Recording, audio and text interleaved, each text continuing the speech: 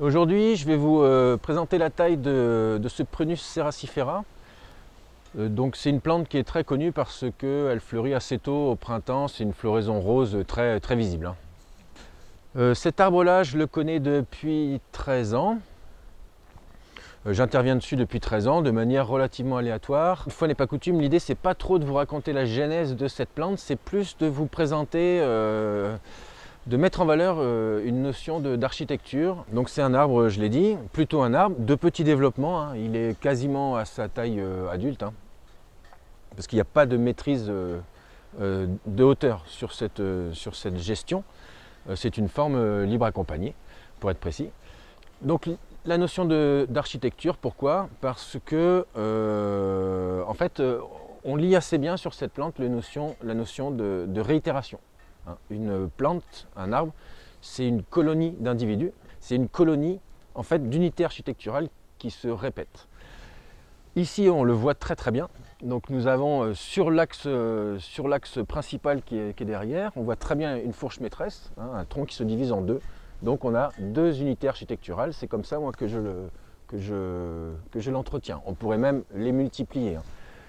Et nous avons un axe horizontal sur lequel j'ai mis en valeur des axes donc verticaux qui sont des unités architecturales que je gère comme telles depuis le début. C'est une floraison printanière, donc c'est une floraison sur les pousses de l'année précédente. Ça veut dire que sur les rameaux qui sont présents ici, les fleurs sont déjà prêtes pour le printemps prochain.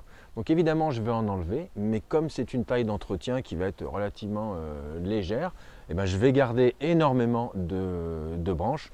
Donc la floraison, le printemps prochain, je n'en doute pas, sera tout aussi magnifique. Une petite dernière précision quand même, c'est que je vais monter sur un arbre, donc je disais de petit développement, mais sur un arbre quand même, du genre Prunus. Et le genre Prunus, quand on coupe des grosses sections, il y a un champignon qui apparaît qui s'appelle le félin et qui fragilise le bois. Donc quand on monte dans des végétaux comme ça, déjà on évite les coupes de très très grosses sections, sinon le félin apparaît automatiquement, systématiquement.